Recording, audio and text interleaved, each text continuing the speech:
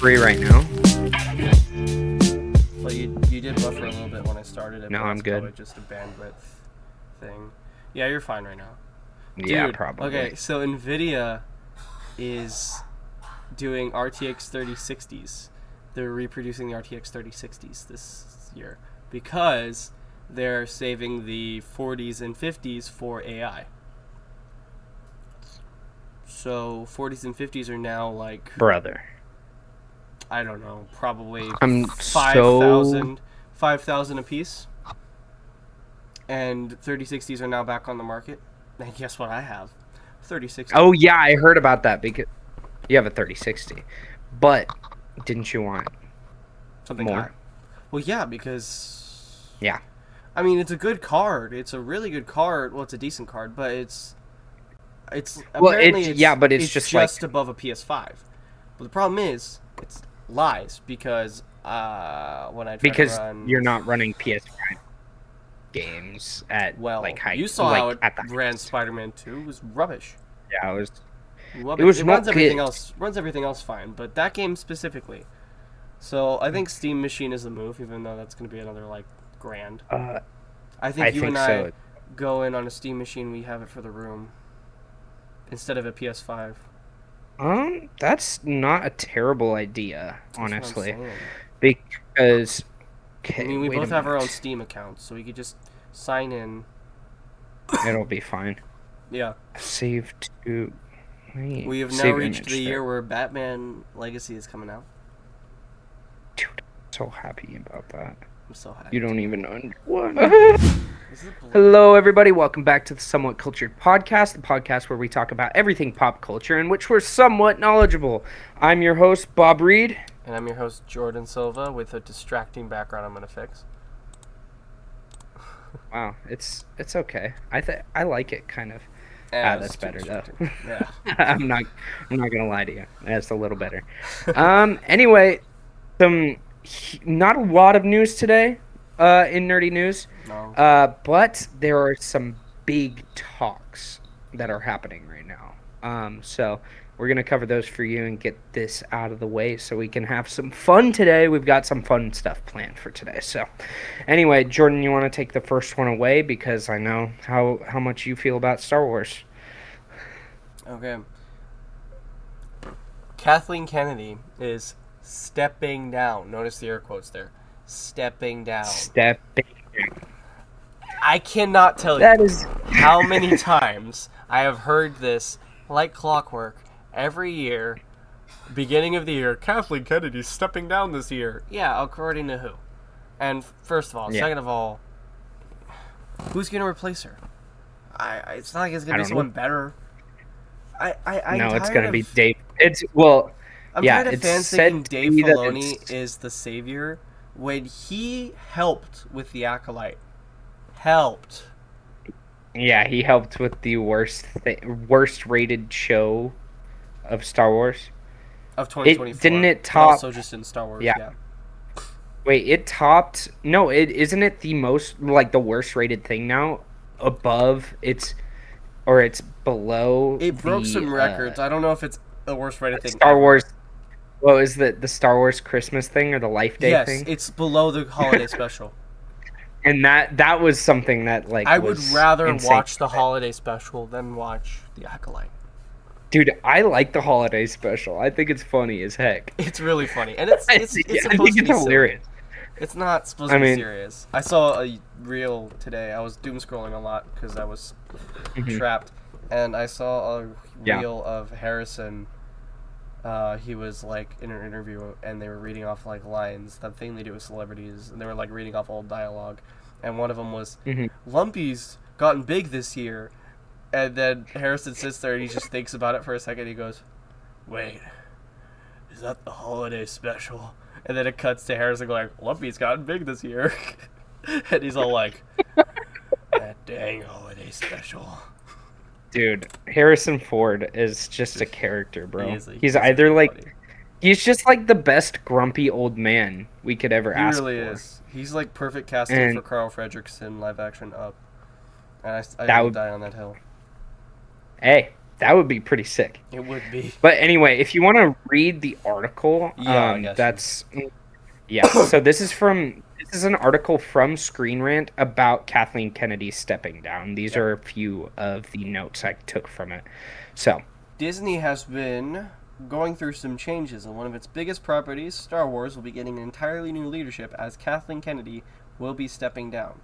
Puck News has reported that Kennedy will be stepping down as president of Lucasfilm to make way for new leadership as Dave Filoni, who currently serves as the chief creative officer of Star Wars, chief creative officer of Star Wars, which means he approved the acolyte, will be replacing her as the creative lead.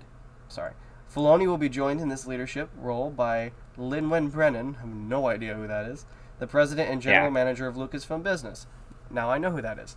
And will be responsible for the financial aspects. So we've got, I mean, I don't know how reliable of a source Puck News is, but this seems pretty indefinite to me when I'm looking at that. Yeah, it's what are your thoughts about that? Like I said, we've been getting this news story, this report every year.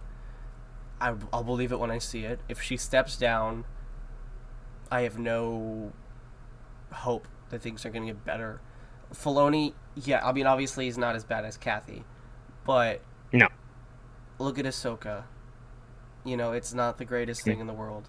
They kind of messed up Thrawn, kind of messed up Ezra, and then, I mean, the whole thing about Ahsoka is when I watched it first, I was really excited, and then I realized this really isn't fair to people who won't watch Rebels, and it's fair to not want to watch Rebels because the art style alone is enough to get anyone to be like, you know. Yeah, it's like it's not you really like have to be a it's hardcore not fan to like as it. Clone Wars. It looks very like plain and yeah, it's not. It's based on the original Ralph McQuarrie art style, from the concept art, but it's just it doesn't hit. It does not hit. Yeah, and I mean, especially when you see like legacy characters in the animation, you see like, you know, Obi-Wan doesn't look too bad, but Anakin, oh my god, and Yoda, so and Yoda. It's true. It's really bad. His face just plastered. It's like no hate to Frank Oz. Be careful there. Which Frank Oz isn't what Yoda was based on, so that's not fair. It wasn't Frank Oz, but I'm saying like whoever it was based on, they like made it look more like the guy. Like the guy who they based Yoda on. And it doesn't look like the guy, and it also doesn't look like Yoda, so it's just really bad. But anyway. True. So the thing about that is. Yeah. Sorry, I was gonna add my thoughts onto it. It's like, you know, I'm a lot more of, I wouldn't say I'm a casual Star Wars fan because I'd still say I'm a nerd. I'm just not, you know, as deep into the lore as you are with it. Yeah, totally.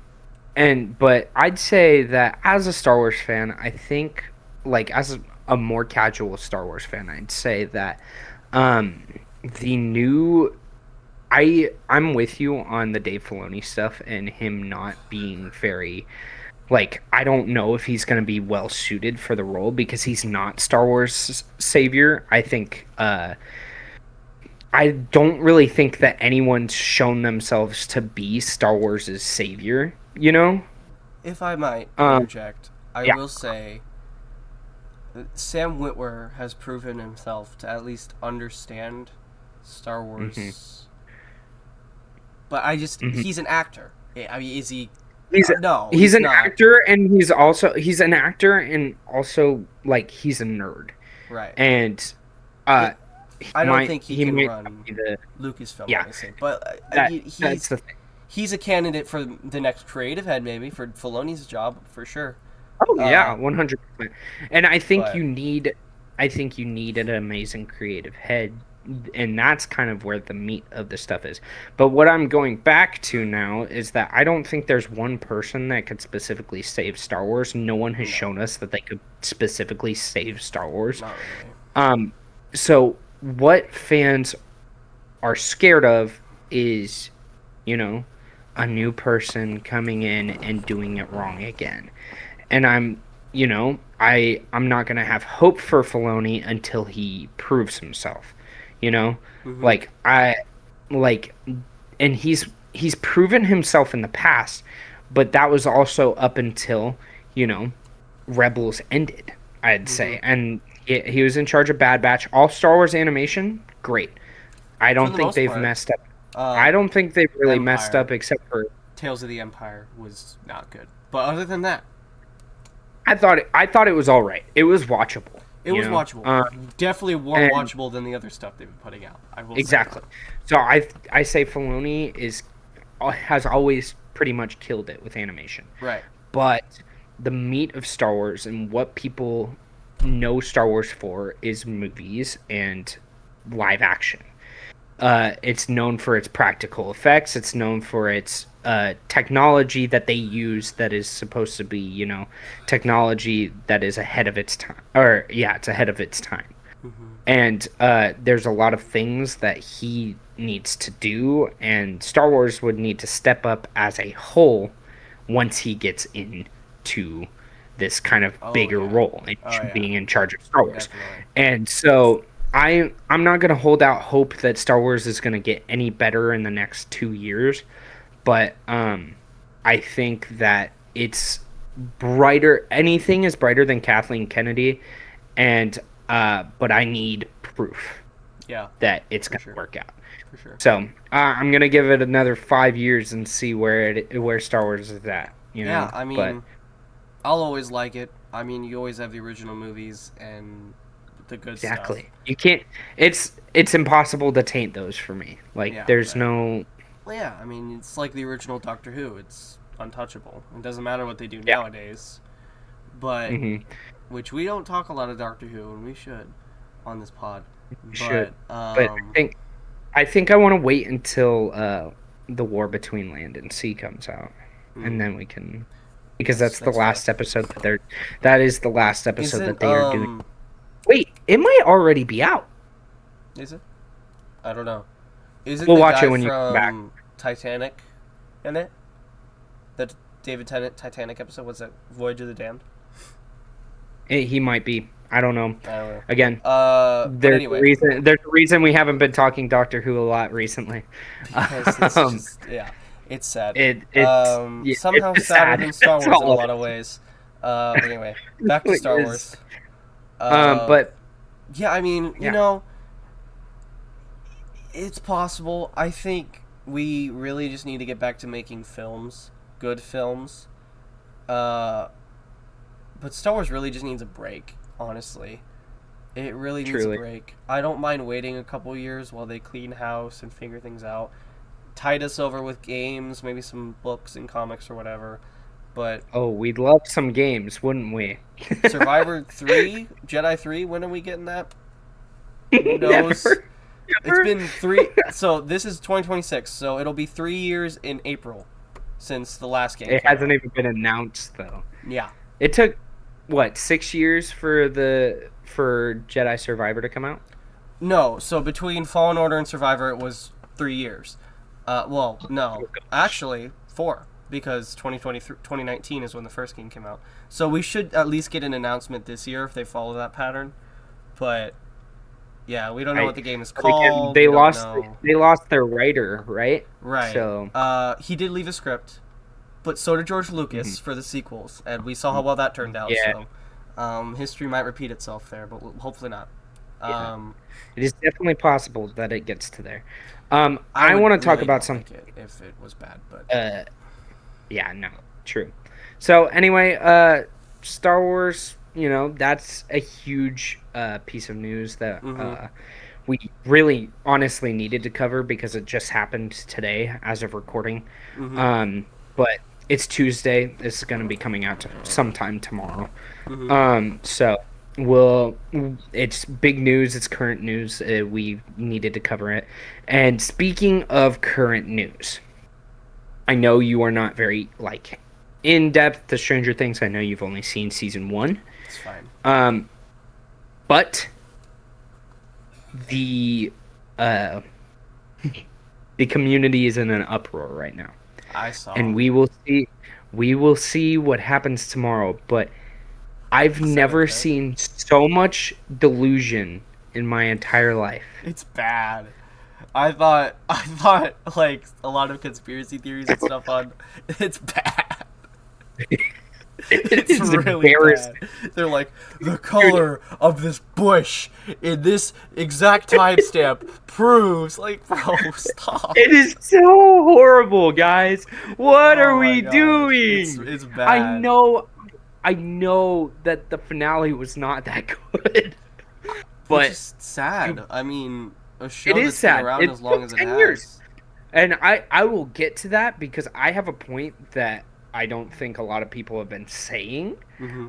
recently, but I do want to just talk about the conformity gate. That the date that everyone is talking about is tomorrow, Yeah. again, as of dropping this episode.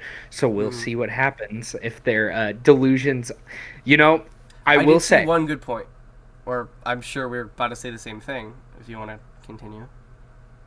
well, I what I was gonna say is that if it does happen, it will change TV history. That would be crazy. Well, It'd haven't be they done this ridiculous. before? Where it's like a No, false ending and then they do another one?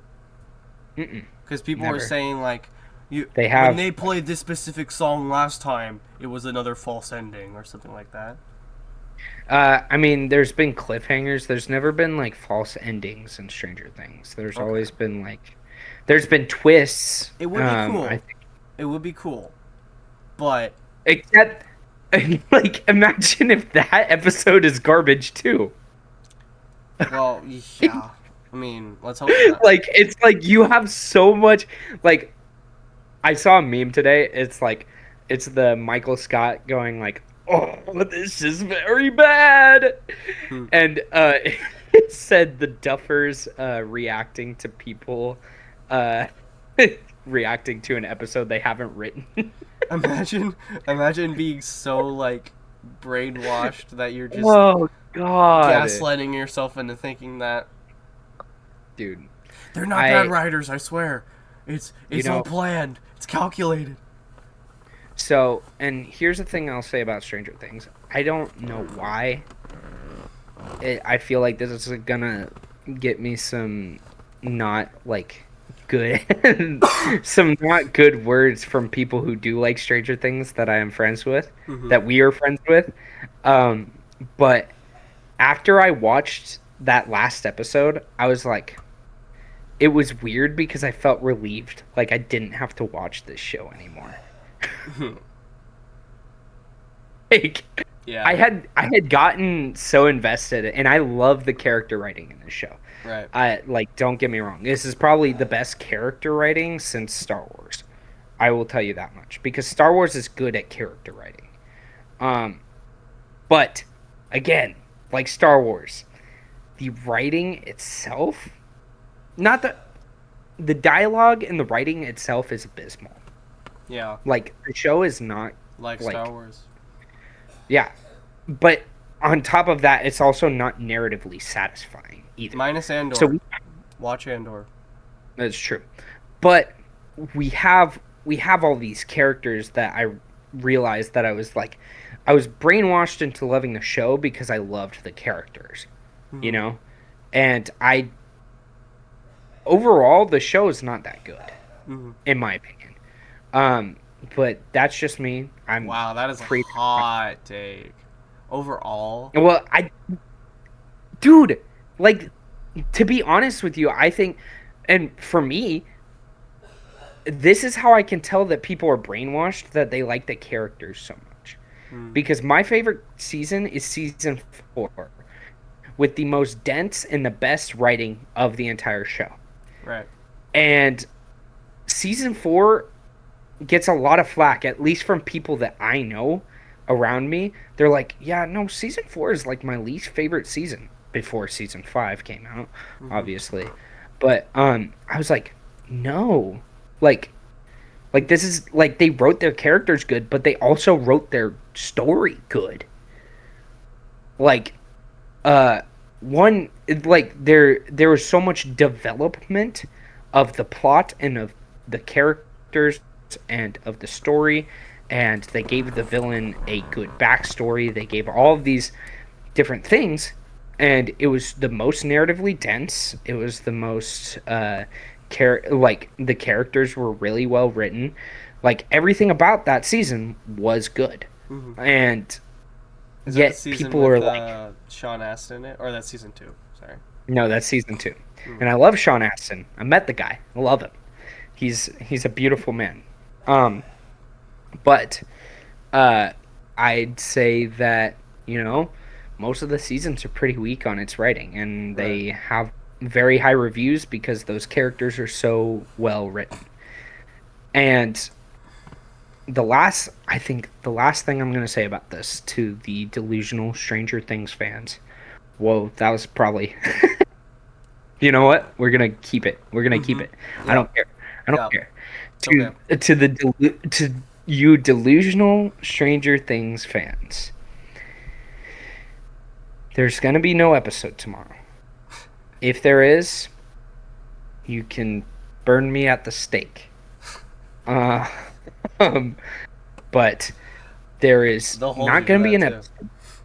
Yeah, there's not gonna be an episode tomorrow. And um, on top of that, Stranger Things season five's finale made me appreciate Avengers Endgame so much more. And if you're a person who knows me, I say that Infinity War is leagues better than Endgame. I think it's so much better of a movie. And oh yeah, Never heard no, this take we're before. getting well, I mean, we haven't talked about these movies a lot That's together. true. I talk about more of these movies with CJ.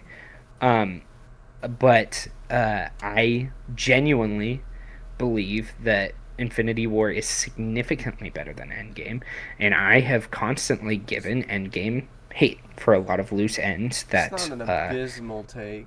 I mean, well, and I think sometimes it drags. I think sometimes it's got some really loose ends. I think it's got Professor Hulk. I think that's horrible. Um, but that's we fair. can get into that another day. End of the day, I was always someone that, and I can't deny the experience I had when I was in the theater was amazing. It's one of the best experiences I've ever had. Oh, But that's 100%. what it was. It was an experience. That's our A New And Hope, pretty much. and when we go back to Avengers Endgame, of course, we go and notice all of these things that were like, wow, this scene is really quiet. They were probably waiting for applause. And Same with No Way and Home. so same with No Way Home. And but there's a lot of parts that drag, but then you know what? I look at it now. I went back and watched it and I was like, this movie, regardless of its flaws, ties things up very well. Has amazing character writing, probably the best character writing in cinema. Just to close out, like, I mean, I can't deny that Iron Man in that movie is amazing. Mm-hmm. Like everything about Iron Man in that movie is amazing. Mm-hmm. Um, and I think that Endgame has completely tied up, and you could have ended the MCU there, and people would have been fine with it. People Arguably, they genuinely, should have. well, yeah, nowadays, yeah. But then we wouldn't get Thunderbolts, which we'll again get into it a little later. Um, but uh, I think it ties it up perfectly. And you know what? I want to rescind my comments about Endgame, honestly, now. Because, you know what? We were spoiled. I'll say that. We were spoiled as a generation to get the MCU where it was. Yeah. And we get, Might and be then we, the best movie experience our generation will ever have. it's true. It's our like I Star said, Wars. it's our New Hope. It's our Empire Strikes Back. It's our original Star Wars trilogy. Yeah. And so, like, then we have Stranger Things. And I realized, and I think a lot of people are going to start realizing that we're holding a lot of cinema to the standard of experience that Endgame gave us. It's fair. And I think that we got a good at best ending for the crap they gave us in season 5. Hmm. And that was good enough. It was a good episode, but the rest of the season was trash. So you couldn't make a good ending after that. That's true. Like, you can't just overlook things. Yep. It's a known fact. But again, I realized that we were holding that standard, and I went back. I watched Endgame, and I was like, "Oh my gosh!" Like, I was holding Stranger Things to the MCU, Well, yeah. so close, because it's basically Netflix's MCU. Well, yeah. I mean, I was gonna say Stranger Things is arguably held to the same height as the MCU was. It's another really culturally impactful piece of media for our generation. Yeah. So I mean, it's fair that 2020s, I'd say especially in the 2020s, we got season 4 and season 5. I would say in the 2020s, that is probably the most popular franchise going into the 2020s and the mid 2020s, Yeah. Because there's not really been a like big spike in, people getting excited for Marvel anymore, or even DC, because, a movie that we all thought was going to make $1 billion in the box office only made 8, which was Superman. And it only made 800 million instead of $1 billion, which was weird. So there hasn't been any major spikes except for Stranger Things. Stranger Things viewership has been insane in the 2020s. And, it really is. So it's worthy to be held to the standard of Endgame. Mm-hmm. It's worthy to be held to the standard of the MCU, but it just doesn't deliver. And it made me realize how spoiled we were with the MCU and how, everything is going to seem mediocre to it because the scale is just almost like it's unweighable. Yeah. How much of an impact that has, because what had the impact? The MCU.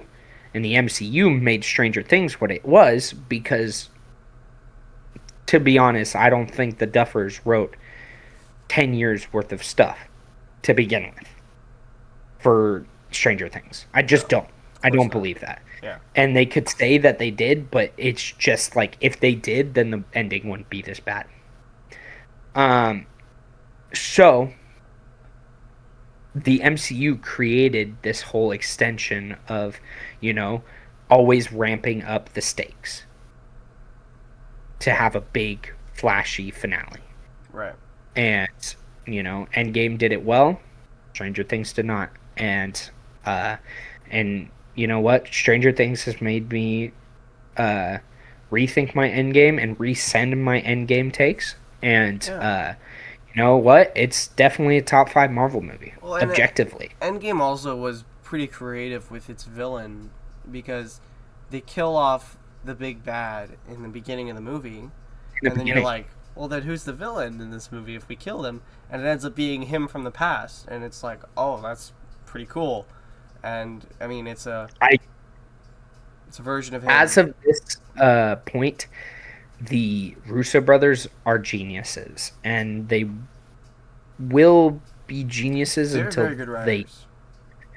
they truly fail. Dude, okay, I will say, seeing the X-Men trailer, I don't know if you've seen anything on it, the X-Men trailer in theaters, I just about peed myself. It was amazing. I mean, I just about peed myself. That's gonna be a quote for the next year. You've already said that on a podcast episode. I like this. I think we should make a T-shirt. Honestly, I just about peed myself.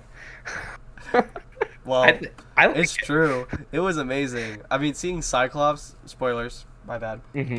No, seeing Cyclops. I mean, it's out in the open. I mean, everyone's seen it, but I mean, the Cyclops part where he goes, ah, and it's like all the energy coming from his eyes, and then obviously Magneto and Professor X playing chess again. It was pretty cool. Pretty baller, dude. It was pretty baller. It's pretty insane. I will say, I'm ready for the next one. There should be another one coming out. Isn't it Doom? I actually saw it. Oh, it's out? I saw it. It got leaked. I saw it. Oh, is that what was here? Do you want me to send it to you? I screen recorded it. Please. Okay. We'll just make that. And Spider-Man. I saw an interview. I think I sent it to you. Sadie Sink, just keeping it Oh close, yeah, close to the yeah. vest on what she is. I think she's definitely capping on that, on not knowing about it. Um, Oh she yeah, definitely. but do you Um, think? Who do you think she is? Do you think she's what everyone's I think saying? she's Jean Grey. Jean Grey? See, that's one of I the think popular theories. The other theory is that she's who is she? Oh my gosh, I would hate it if she's Spider Gwen. not Spider Gwen, but I she would hate is. that. They are teasing. I think she's a villain. Jean Grey would make sense because Jean Grey is Dark Phoenix, and that's an Yeah. antagonist.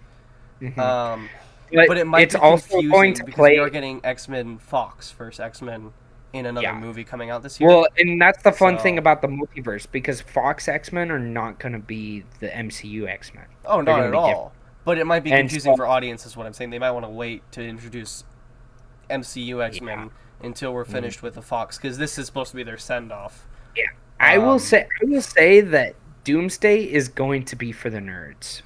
And I'm sorry. well, yeah, and is It's that just going to like resonate with like the majority of audiences? I mean, No I Way don't Home got away with it, you know. I just don't think so. Well, and I think Spider-Man is just too everyone knows all three Spider-Man. Yeah. Everyone knows that there is three Spider-Man. Everyone knows that. Not That's everybody like cares about. that's not a nerd thing, that's a pop culture thing, and I Right. think the same thing the first 10 years of the MCU are also a pop culture thing. The rest of the stuff, that's for the nerds.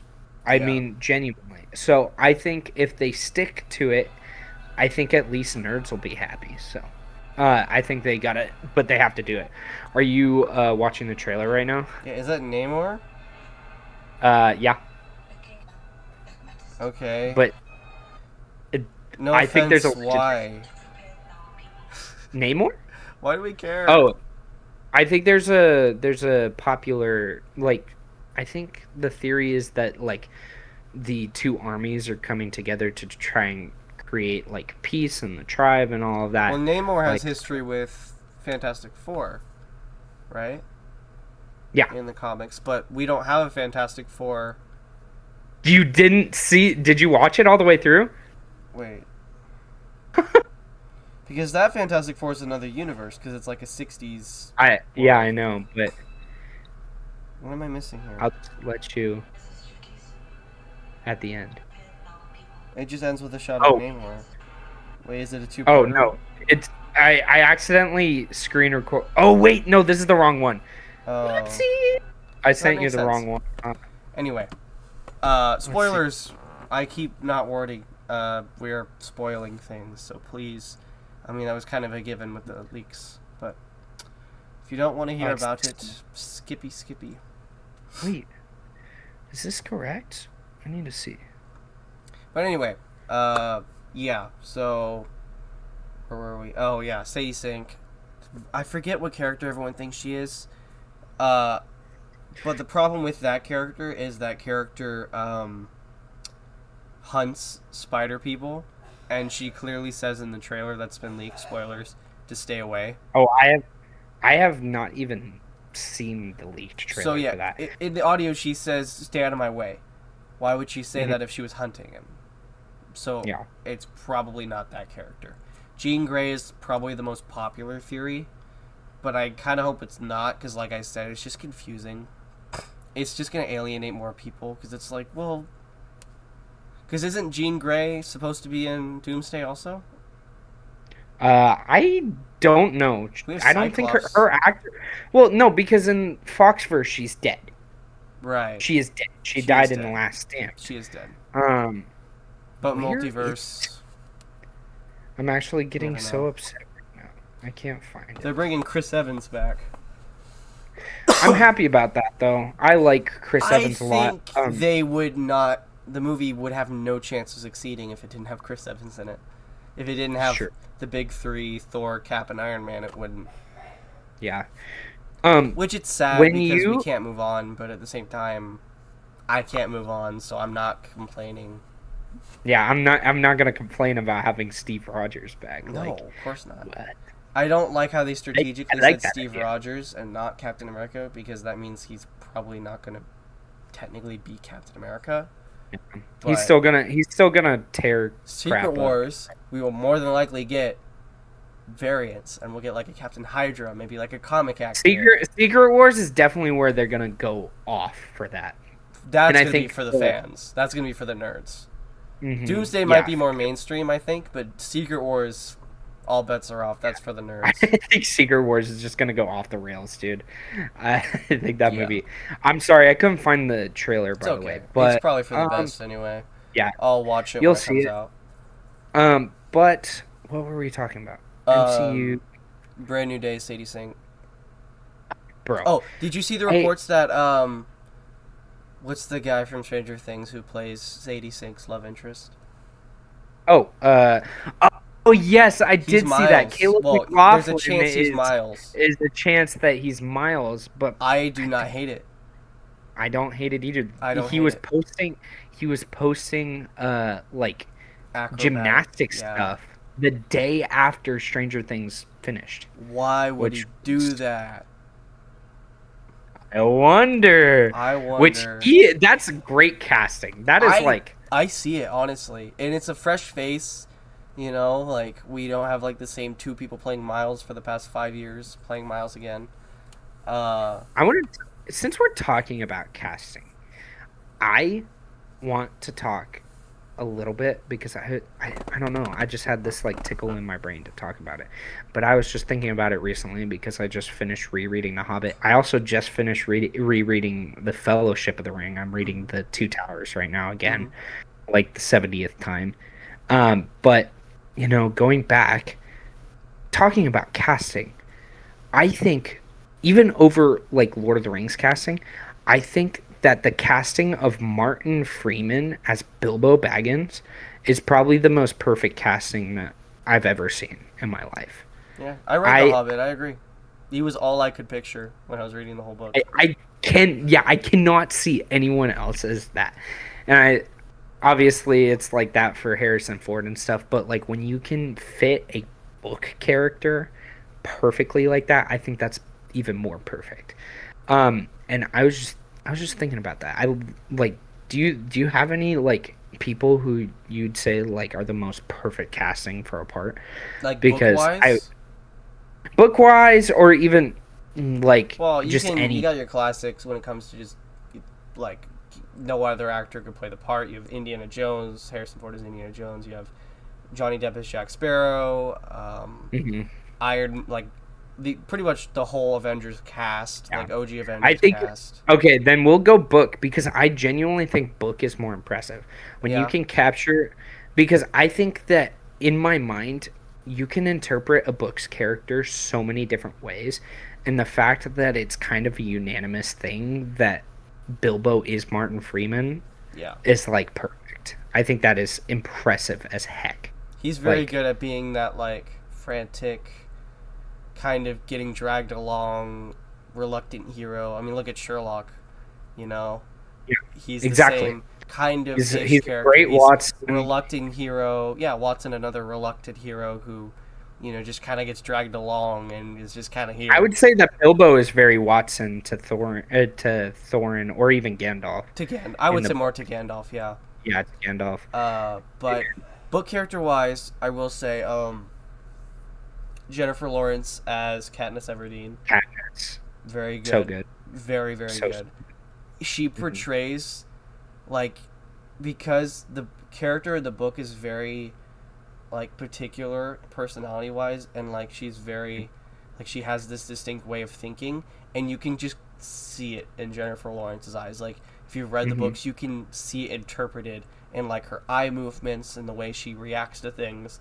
Like you can remember a part from the book where she was like, I know what she's thinking there, and it's like it translates so well, and it's Mhm. yeah, it's What you're kind of telling up me? there. Josh Hutcherson isn't there? I mean, yeah, It's, he's an amazing PETA.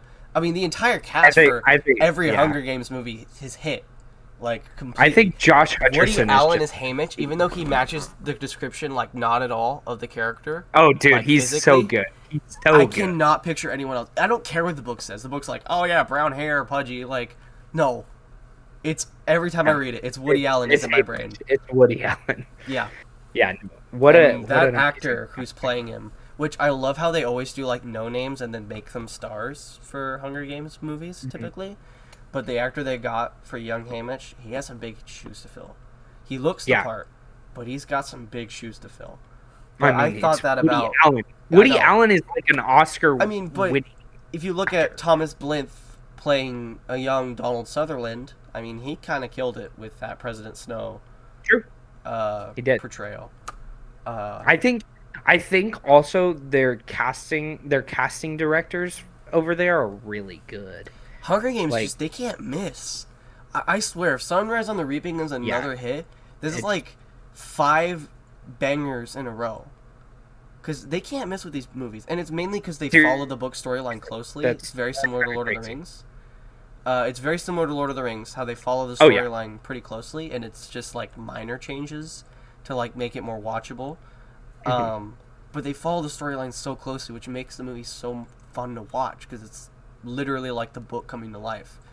And it's just very rare to see that with movies interpreting books. Because I'm not a huge book guy. Like, I don't read a bunch of books. I wish I did. I really wish I was a huge book guy, but I'm really not. You know, actually, I was going to talk about this a little bit. I love rereading Tolkien. I found it really hard. I always find it really hard to get into other books. I do want to talk about this a little bit, but I think one thing that I've realized, because I lent my book out to someone while I wanted to reread them myself, I was like, you know what? I'm just gonna listen to an audiobook. So I put on I put on The Hobbit, and then read by Andy Serkis. Oh my gosh, I have those now. I need to listen to them. And I have Silmarillion, Lord of the Rings, and Hobbit, and then I went back and I bought all of them, and I did that all on Audible. And way to go, gosh, Audible is like the way to go, dude. Like I will have the Bible on Audible. Like, and it is goated. This I is was not. listening to it last night. This isn't even like a sponsorship thing. But if Audible, if you do want to sign us for a sponsorship, that would be amazing. I would love that, because I love your app. Listening. But I genuinely I couldn't get through those as fast as I have without Audible this time, and I'm gonna start picking up other books now. And that's what I'm going to listen to when I'm doing homework now. That's what I'm like.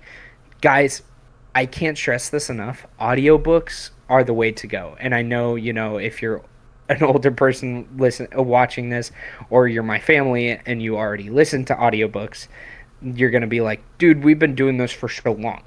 I just want to tell you about I just want to tell you about my amazing discovery that I've realized that, go read an audiobook, because you're missing out on a lot of stories. Books have so much more to offer than movies. Movies are there artistically, and they're the best way to tell a story, but there are so many stories that you are missing because you're not reading. I think movies are the best way to see a story, but the best way to feel a story is reading. Well, I don't know on top why, of that, but emotionally, you will always connecting for me in a book has way more of a hit. Yeah. Well, and then there will always be more things written than movies made. Oh yeah. And I will tell you that to the end of the day.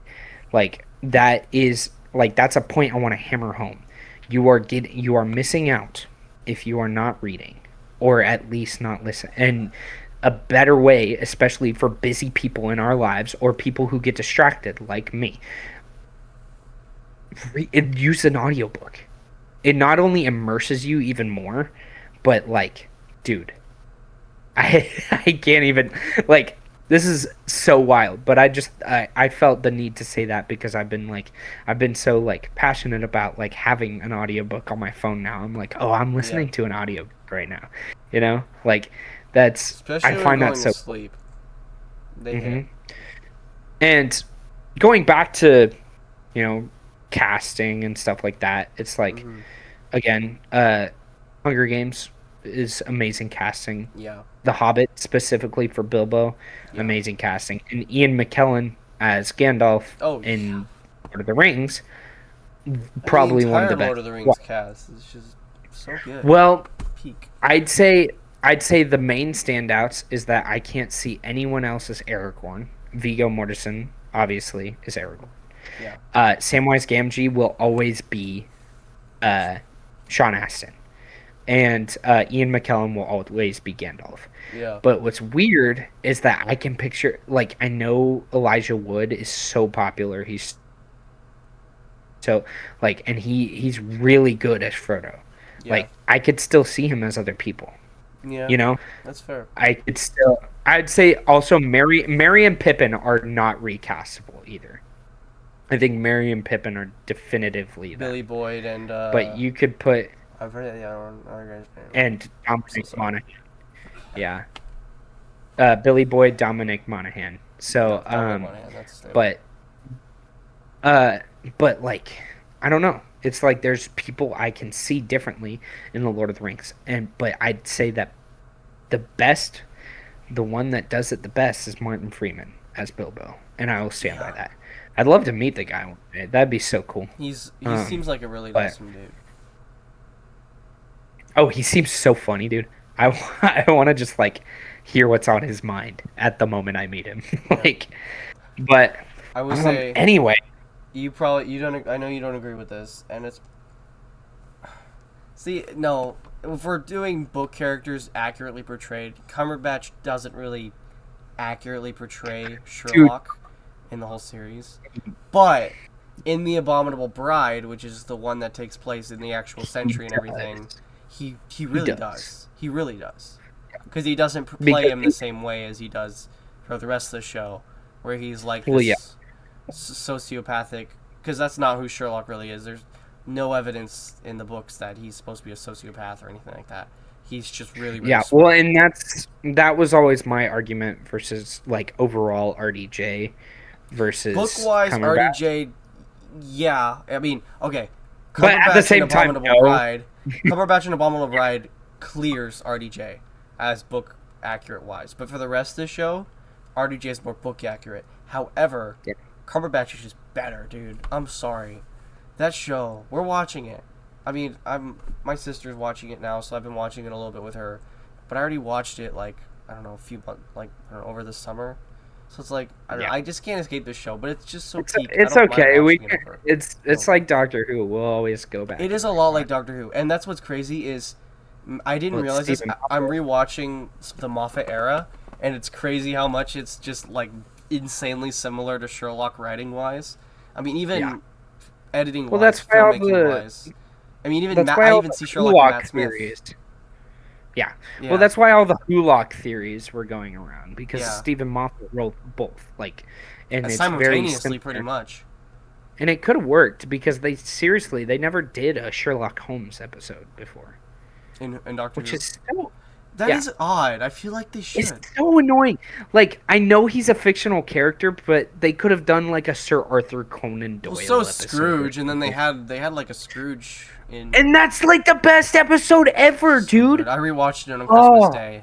It was amazing. I What an love experience. love Matt Smith's Christmas special so much. And it's crazy because Matt Smith is very much like he's not really a detective. He's not like Sherlock in the sense where he's like solving crimes, but he kind of is. Like he Yeah. spends a lot of. It's a very mystery approach. Well, I mean, one of the things they always say is like, so you're the doctor, but you're also the space police?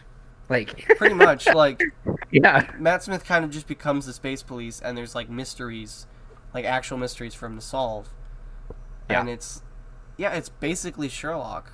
And yet it's it's considerably it's the best written seasons of the show. I mean, I think it's better, and that's controversial for Who fans, but I think it's better than RTD's era because RTD, yes, he has that cheesiness of the original Who down, and he has a lot of Tenet is amazing, and a lot of his writing is pretty good, but everybody's favorite episode of that era is Blink, and guess who wrote that? And then or Silence of the Library. Guess who wrote that? Silent. I mean, Well, and also you Steve. Are can't. you my mummy? Voyage of the Damned. Guess who wrote that? Like, I'm Yeah, sorry. exactly. I'm sorry. Moffat just kind of It's cooks just with every it kind episode of he clears, writes. dude. Yeah. And we were in Texas, and then my mom and I we kind of got into a scuffle, not like a fisticuffs, but Yeah. we were actually like we were kind of debating it at that point too. Mm-hmm. And she's like, "No, no, you're just saying that because Moffat's era is your first Doctor. You know, like Matt Smith's your first Doctor. You can't. Yeah. It's kind of true. David Tennant's my first Doctor, and like, so of course I'm gonna say that. But like, and then I was like, but then I list off this, and this. I'm like, Mo- Moffat's era is carried by the writing, I and almost guarantee you he Moffat wrote your happens favorite Tennant episodes. exactly. I told her that. I was like, your favorite. Blink is her favorite episode of Doctor Who. Whose is it? Blink, Stephen Moffat. And And it's like who is there's no way to word that, but you know what I'm trying to say. Like yeah, that's and literally well, one of the best. on top of that, Moffat's era was the actual biggest thing was its writing, and it happened to have amazing actors to deliver that writing. Whereas Russell T Davies' era was carried by the acting with mediocre writing. Yeah.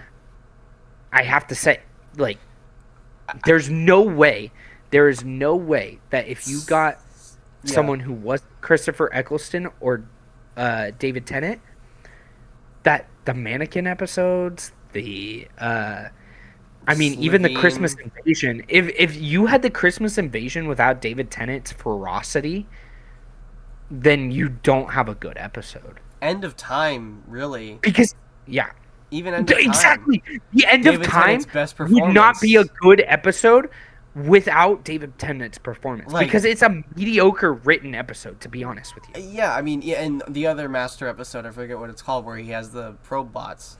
Another I one. think that episode is so much better though. It is a But- better arc for the Master, and the aging up of Tennant and all that, and Martha going on her journey. It's better written.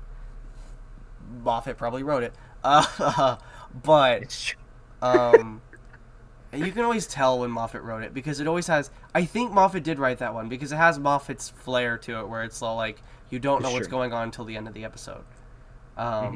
Which a lot of people don't like that writing style, and they're like, "Well, it doesn't belong in Doctor Who because if you look at the show throughout the whole history, it doesn't really follow that style." But it's like, but he brought something new and different.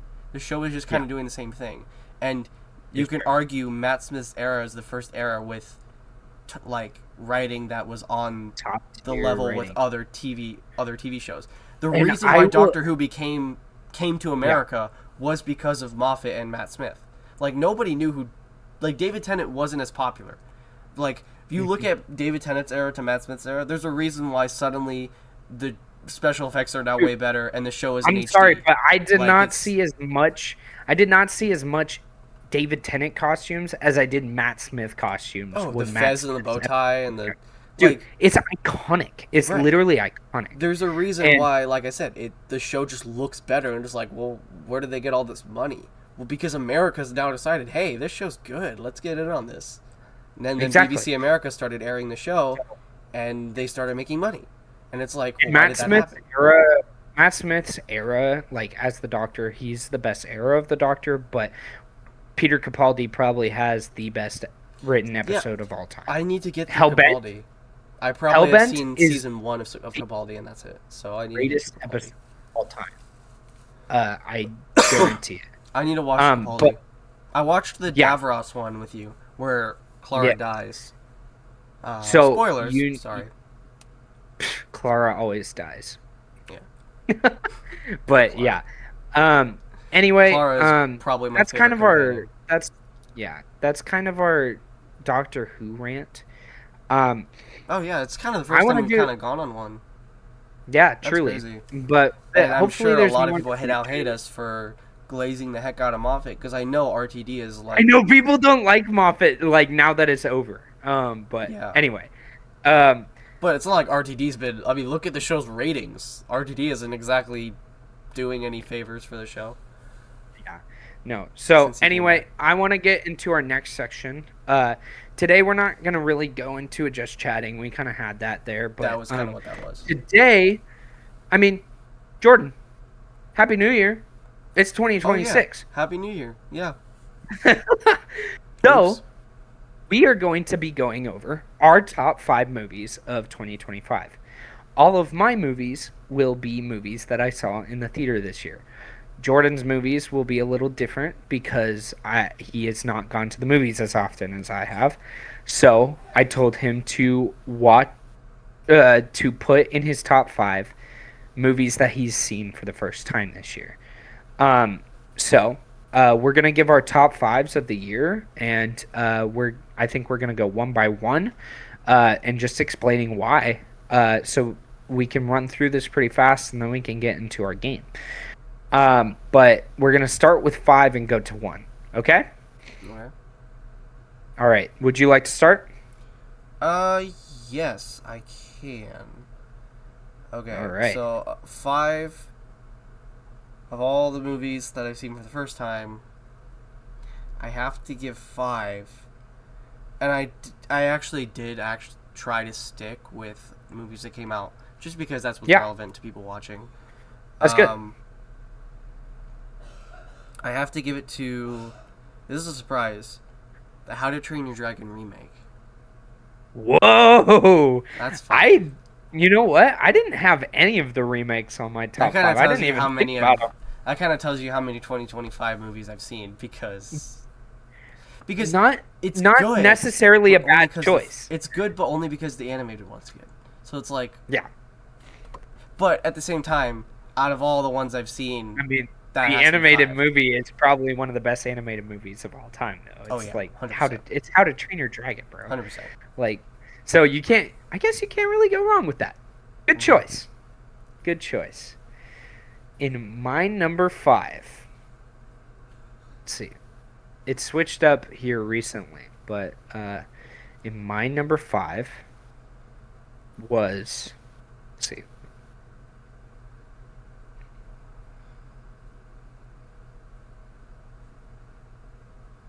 We're gonna have to take a pause here because I have to think. I lost my train of thought. Um, what the heck? Sorry.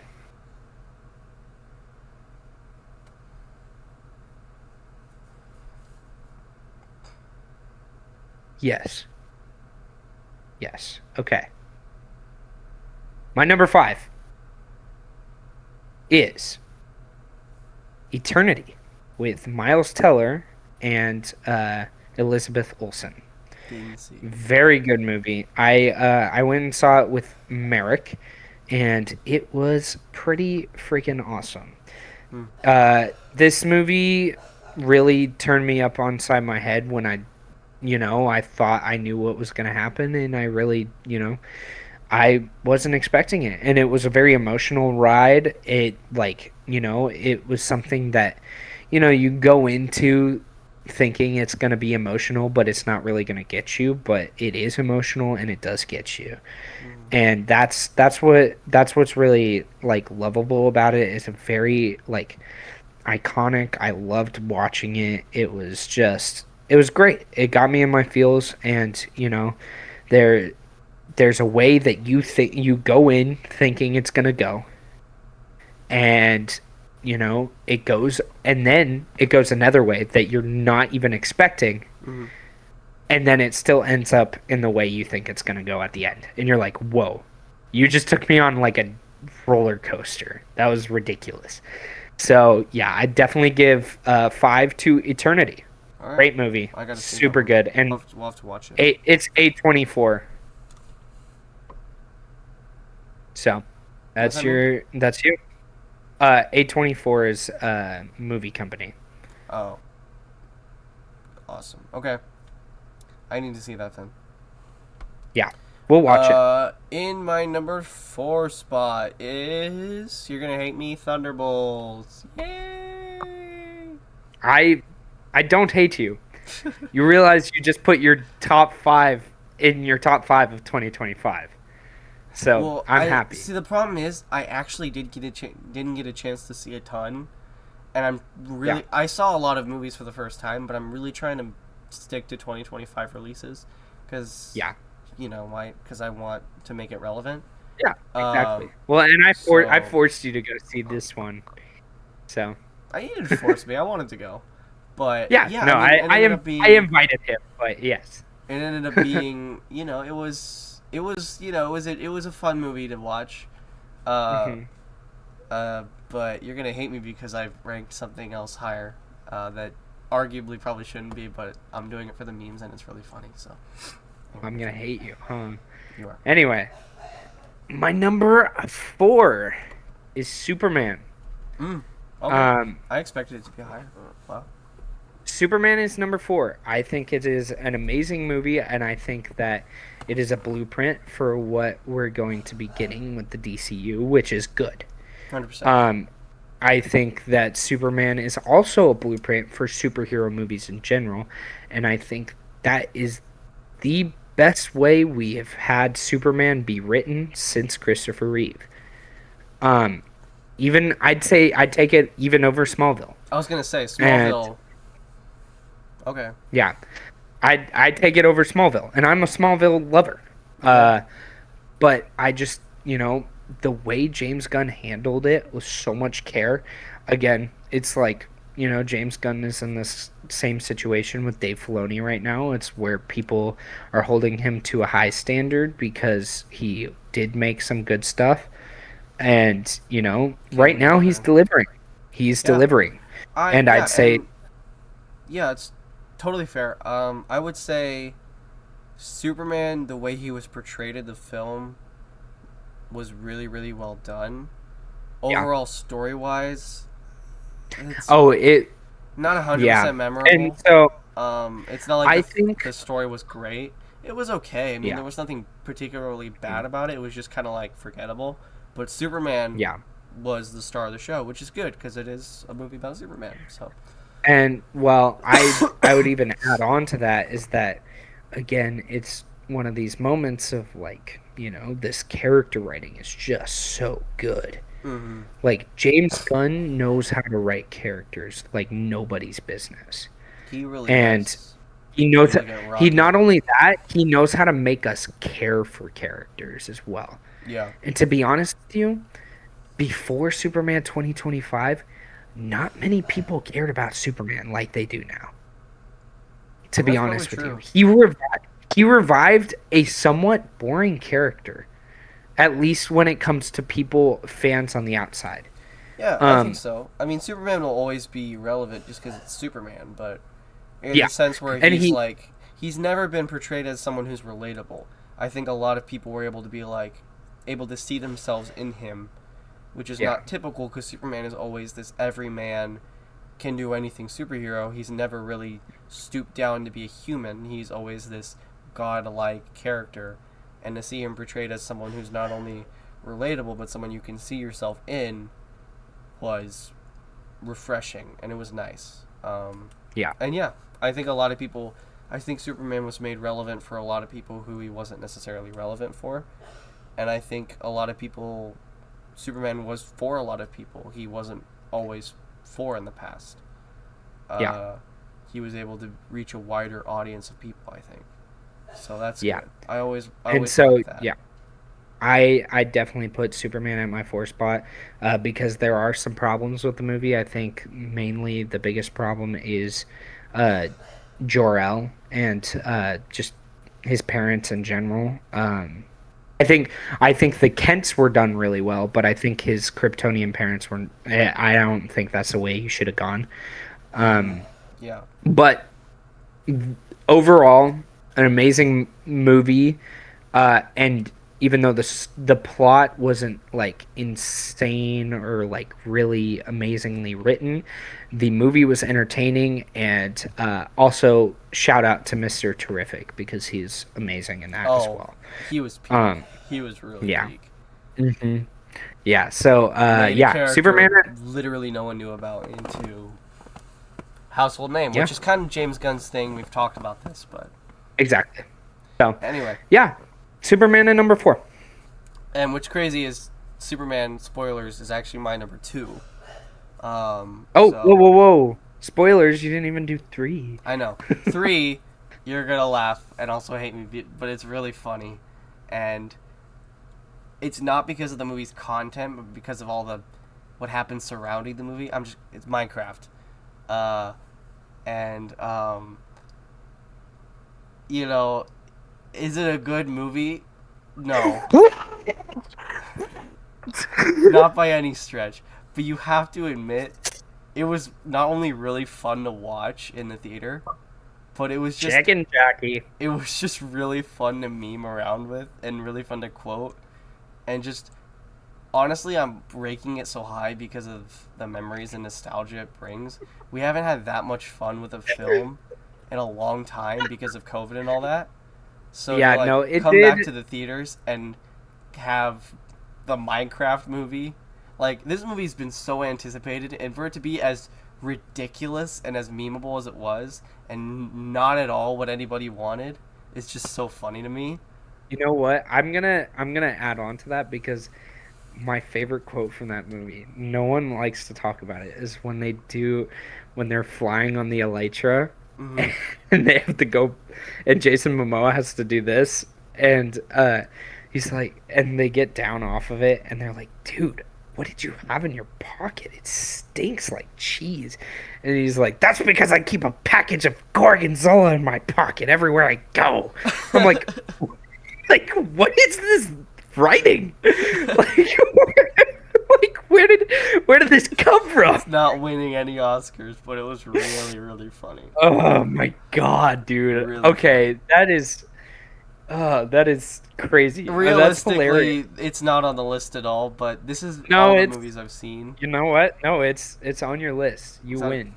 I was gonna put War of the Rohirrim on this list, but I realized it came out December 2024. Yeah, it did come out in 2024, And I but was very because disappointed. I would have had that on my list too because we didn't get like a crap ton of things that came out in 2024, and obviously I'm a Lord of the Rings nerd, so obviously that would have It's a been good way to end it. my. Yeah, seriously. I went and saw it when I went to Texas last year. Yeah, Um it was because goated. yeah. So, Anyway, but yeah. so you already now know my number 2. So Yeah, you can which give is your Superman, which you can give your 3 and your 2 now. yeah. So, I mean, yeah, we already talked about Superman, great movie. Hmm. Good choices so far. From my number 3, I'm going to have to go with Frankenstein. Mm. See, I didn't get to see that Uh one yet. yeah. We talked about it we tried to watch it. It didn't work for some reason. I forgot We're why. watching it when we But get back. yeah. Um Frankenstein, we've talked about this on the pod a lot. We did an in-depth, like I gave an in-depth review on it and how Hmm. I feel about the movie. We have a video on the TikTok for that. Right. But what an adaptation. Like, if there is a movie that is straight out of a book and like just how I imagine it, you'd think it's Lord of the Rings, except Lord of the Rings kind of has its own Peter Jackson spin on it. It's a little bit less whimsical in the movies than it is in the books. Hmm. Um, I would say that this adaptation of Mary Shelley's Frankenstein is done so tastefully by Guillermo del Toro. Huge fan of him already. Obviously, we know his stance on, the use of AI in movie projects and stuff like that. But, man, like all I have to say is that movie is a visual and it's a visual spectacle on top of also being a beautiful story. And the actors are amazing. Jacob Elordi and Oscar Isaac are amazing in it. So, yeah, it's pretty self-explanatory. If you have seen Frankenstein, you know what I'm talking about. If you haven't seen Frankenstein, go watch it. So, that is my number 3. Uh, do you want me to give my number 2? Yeah, go ahead. My number 2 is in my top 10 movies of all time. Um, it is my number 2 though, which is weird. Um, but I think there's a movie that is objectively better that came out this year for my number 1 Mm-hmm. that just kind of has to be there. Okay. But for my number 2 is Thunderbolts. Okay. Um, I was another expecting that to be 1, so that is crazy. It would have been 1 if this one wasn't objectively better. Okay. Um, I'm excited to know what but this one is. number 1 isn't in my top 10 movies of all time. You gotta be a special kind of movie to make it in my top 10 because my top 10's a lot weirder than a lot of other people's top 10. Because I don't put just movies I think that are objectively good. I put movies that I care about a lot. But I have Thunderbolts there. Thunderbolts. I mean, I got the Blu-ray. I asked for the Blu-ray for Christmas. Uh, One of the main characters' name is Bob, and not on top of that, he's the most relatable character in the movie. I mean, it connects with me on such a weird level. But on top of that, like, it's not just uh, Lewis Pullman that gives an amazing performance, but literally every single one of the Thunderbolts. I mean, like Sebastian Stan coming back as Bucky, being a leader, getting his own superhero theme. Like this is the first time Bucky has actually got his own superhero theme in a movie. I did Like not that know is that, and it was so amazing when Well, he we comes do out have the on Winter that. Soldier theme, but that doesn't count. Yeah, but that's not like his hero theme, you know. Mm-hmm. And he's been a hero for around 10 years at that point too. Yeah. And so, like, the fact that he came in on his motorcycle, hearing his first superhero theme ever, amazing. Florence Pugh gives the best acting performance in that movie. Mm-hmm. Hands down. She is amazing in every single thing she's in, and she just happens to be in this movie and makes it 10 times better. Yeah. David Harbour. I think he plays a very complicated character, and on top of that, I was scared that I was just gonna see Jim Hopper in there, and I didn't see Jim Hopper. I saw Alexei, Well, he's the which highlight was of Black Widow. I mean, that's the only reason why that movie is worth watching. exactly. And He's so good in so, Black Widow. It's so funny. which also I think I have Black Widow rated higher than a lot of other people as well too. I love Black Widow. Actually, It's not a good bad. movie, in my opinion. But then Wyatt Russell as John Walker, amazing performance. Yeah. Like he completely outdoes his role that he had in Falcon and Winter Soldier. Like he completely redeems himself in this movie. Hilarious character, probably the funniest character in the movie, to be honest with you. Like just so many one-liners, and then obviously Lewis Pullman as well. They all kill it. They're all highlights. I mean, there's not one person that doesn't shine in that movie. Yeah. And they're all super hot for some reason. Like what the heck? Like that's, I mean, that's not fair, honestly. But yeah, Thunderbolts, my number.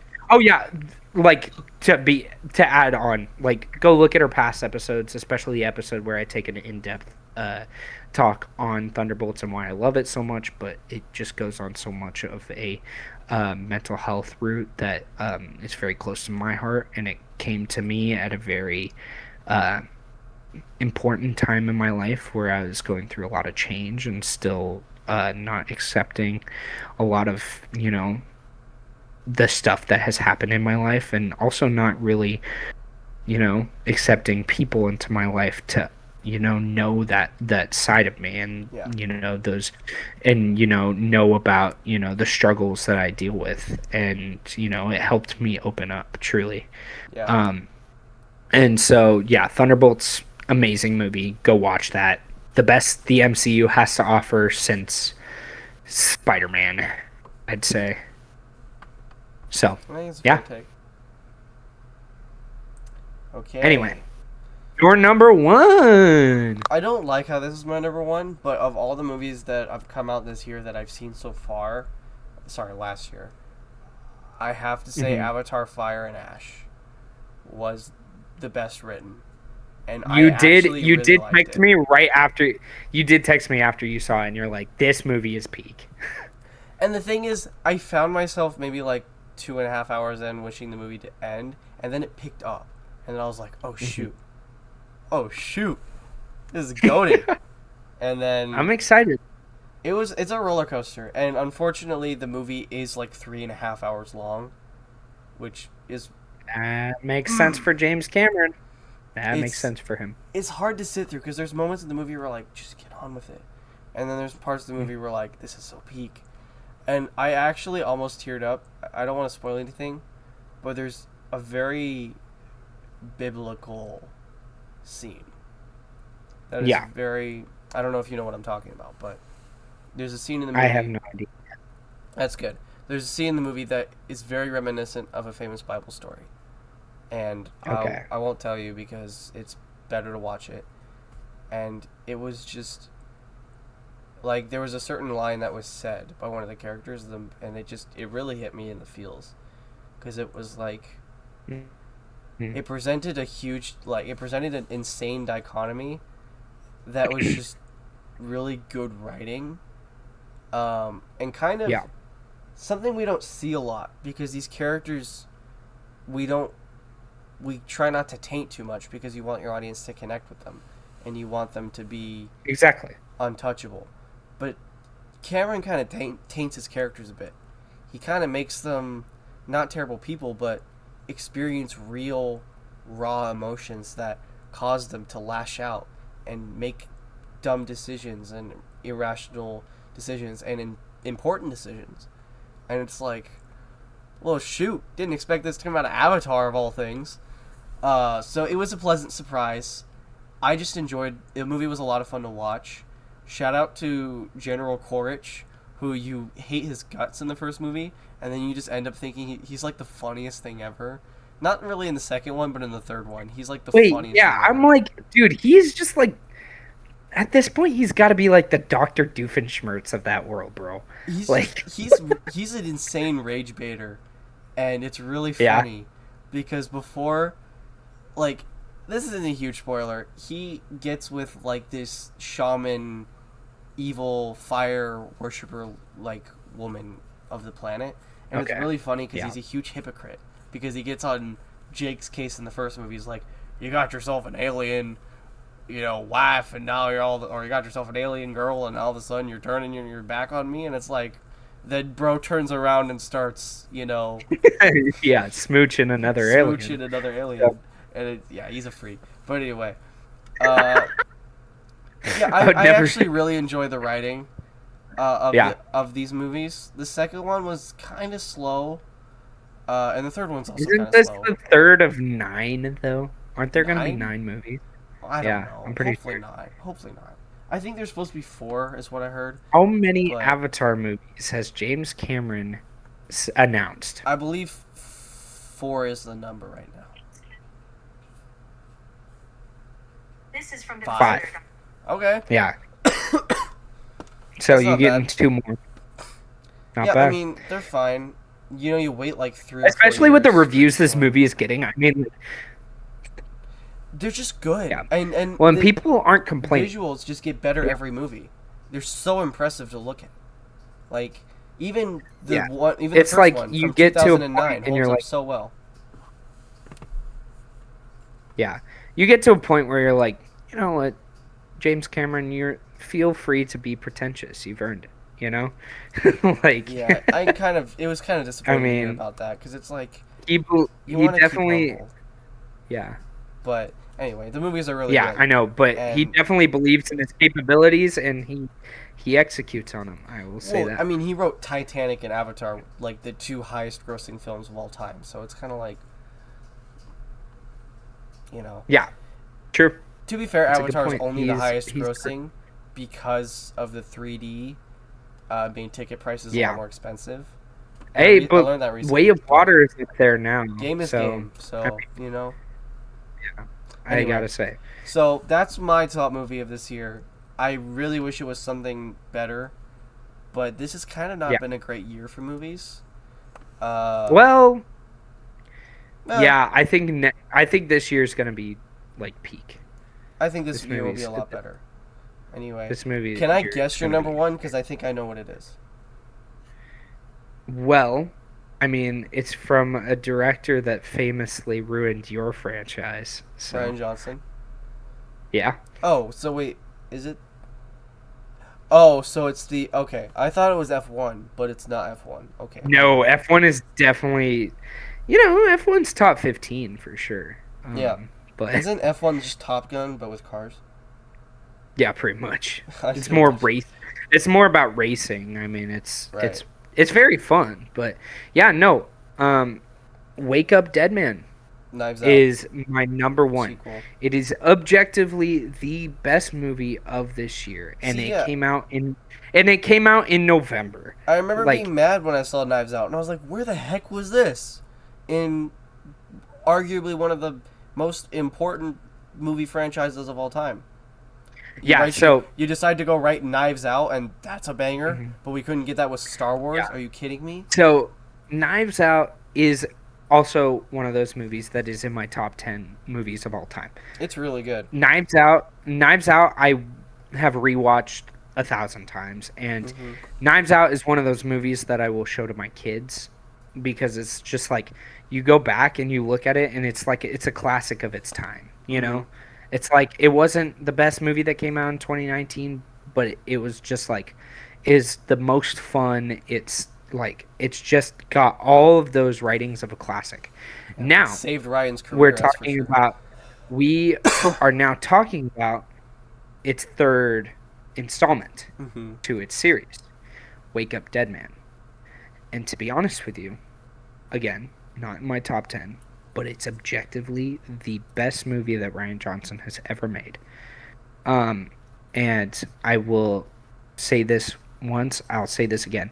If you're a Christian, if you're not a Christian, this movie, it it is eye-opening.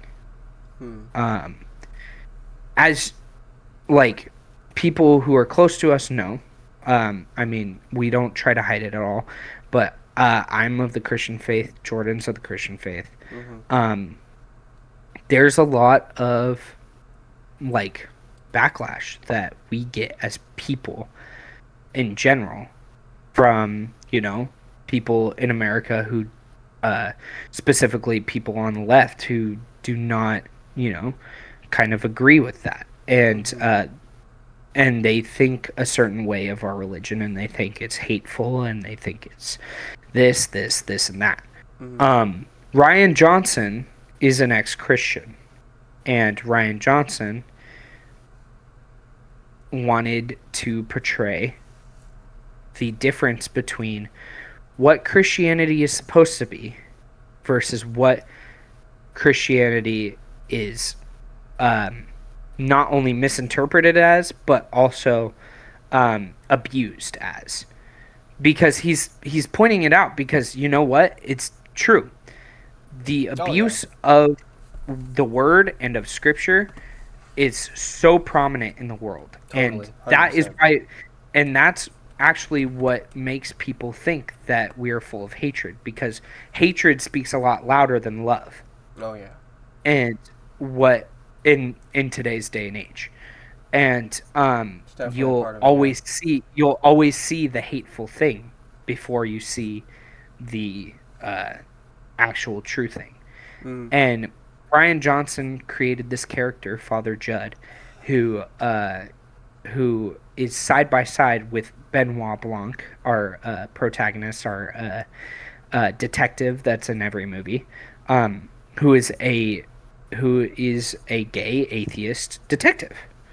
Benoit Blanc has been gay since the first movie, but that's like a known fact about his character. And Judd is a Catholic priest.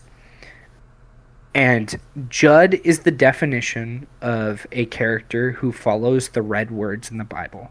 And if you know what that means, it means he is the definition of what a Christian is. He's a Hmm. Christ follower. Yeah. Um, and Judd follows that to a T. And he shows, shows Benoit Blanc what being a Christian and our values are all about.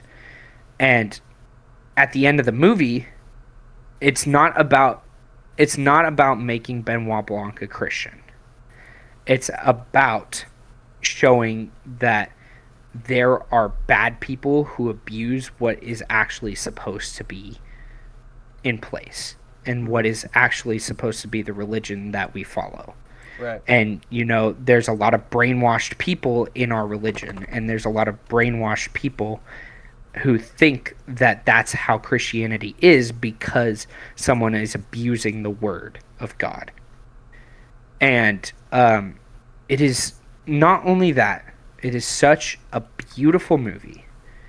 And like, you take out the fact, you look at the cinematography, you look at the acting. I mean, Daniel Craig is probably my favorite actor of all time. He kills it as Benoit Blanc every time. I love his accent; it's so good. Um, and So this is kind of, just from what I've seen and heard, this is loosely based on probably like Agatha Christie writing and things like that, right? yeah, very Okay. similar. Okay. And but it's just like, what a movie! It is a stunning masterpiece.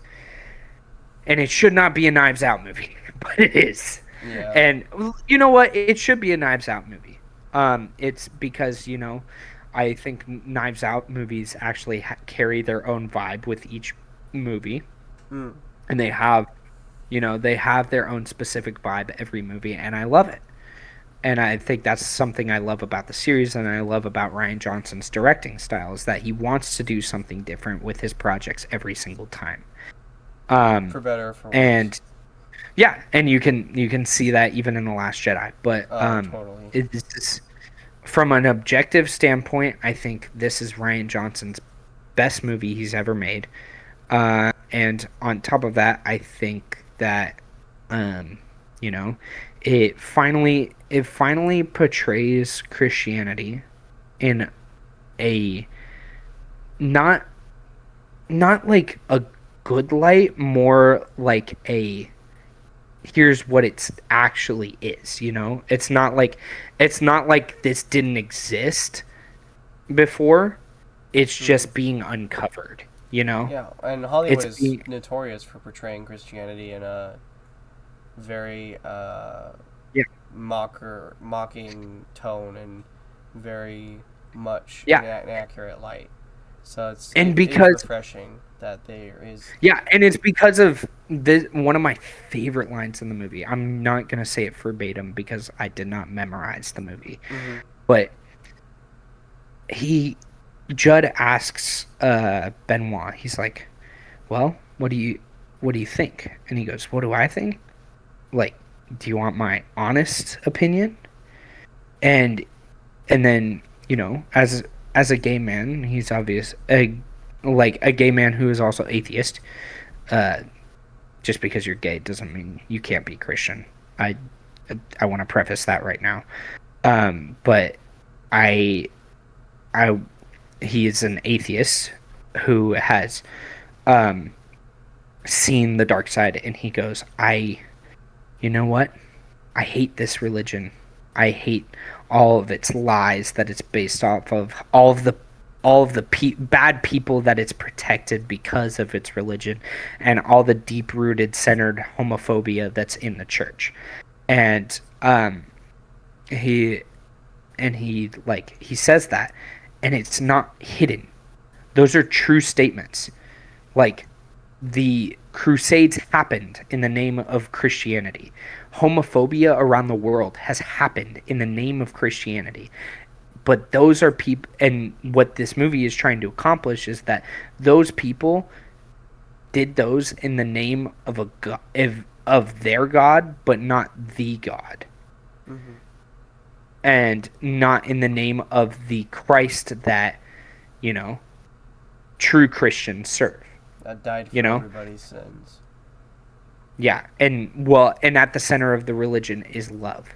Right. And You one of can't my favorite, commit actions of hate yeah, in the name of a God who exactly, doesn't hate. exactly. Doesn't make sense. And so, Well, okay, um, that's pretty bad theology. It does say that God has a hatred for sin. But what I mean person, is, for humanity, crimes he, against each other goes against what the Word of God says when it comes to loving your yeah, neighbor and loving Him. mhm. And And unfortunately, you can't commit actions of hate, like I said, for a God who commands us not to hate. Hating is wrong. So yeah. Yeah. And there. And the last thing I'm going to talk about this movie, because we do need to get into our game, but it's so beautiful. It's one of the in my top 10 most beautiful scenes ever. It makes me teary-eyed. But we're going to watch this movie if you haven't seen it already. Mm-hmm. But there's a scene where Judd and Benoit, they're in the middle of this, like they're like at the climax of figuring out what's happened with this murder. How are we going to uncover this? We're about to like get some big evidence right here from this person. And then they're talking, and but this lady keeps rambling on, and she's a yapper on the phone, where like, and they're like, we need the information from you, and we're like, she's like, well, yeah, and then I heard this, and she's in the middle of yapping, and then the Judd is like, hey, can we like, I and like he's like answering all her questions as she's yapping, and then he's about to say, yeah, but we really need this because this information. They really need that information. It's at the climax of it. And the phone goes quiet. And she goes, Father, can you pray for me? And it all stops. He stops. And you can see it in his eyes. You realize, why am I trying to solve this murder? This is not what I'm here for. I'm here to love people, and I'm here to show the people the love of God and bring them to Christ. And you can see that all in his eyes. And he stops everything he's doing. It's completely silent, and he goes, yeah. What can I pray for you for? And she starts talking, and she's like, my mom's in hospice. Like, I said, before she went into hospice, she had a mental thing that, made her say not very nice things. And I said not very nice things back. And I'm afraid that that's going to be the last things I've ever said to my mom. And he's like, and then you see him, not only that, get this, he shuts the door on Benoit, and we don't get to hear the rest of the conversation until Benoit comes out of the door and he's finishing his prayer with the girl on the phone. Oh my gosh. Yeah, I need to see this. This is very good. What an amazing scene. It made me cry the first time. I was like, I'll try not to allow my what's the word? No, and bitter feelings towards Ryan's writing to get in the way. Yeah, no. Well, I mean, if you watch any of the Knives Out movies, Rian Johnson is he's a I do genius. remember liking the first one. I haven't seen it since 2019, but I do remember liking it, and I do remember thinking, what the heck? Where was this in Star Wars? Where was this in Star Wars? Okay, with that, I think we are just about at our time. Thank you so much for watching. This is our last virtual episode. Yay! We're going to see each other next week! Thanks for tuning in with us over this past month. Yeah. Really. Yeah. And yeah, thank you. We love you. God loves you. God loves you. Wait, actually, I want to say a couple things before we head out. Okay. Since it's a ranty episode anyway, I just want to, I want to thank everyone who's been, listening over the past, 3 months. I don't know if on Spotify we did post this on our Instagram, but we were more watched than 82% of new shows that came out in 2025.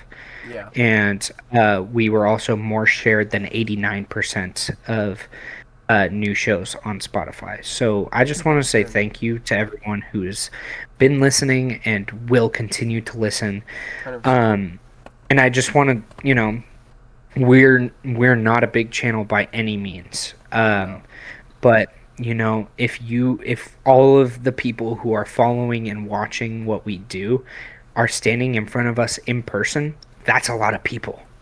You put, say we have 130 followers on Instagram. You put those people in a room, that's a lot of people. And Nice way to I'd say that, you know what? The only way you can go up, the way you can go is up from here. And so, we're going to be trying to, grow our following even more in the next year in 2026. And so, just be prepared for that. And there's going to be a lot of milestones that we want to be able to hit with you guys. So this can't happen without you guys, and this will continue to happen because of you guys. So thank you. But with that, God loves you. Have a blessed day, guys.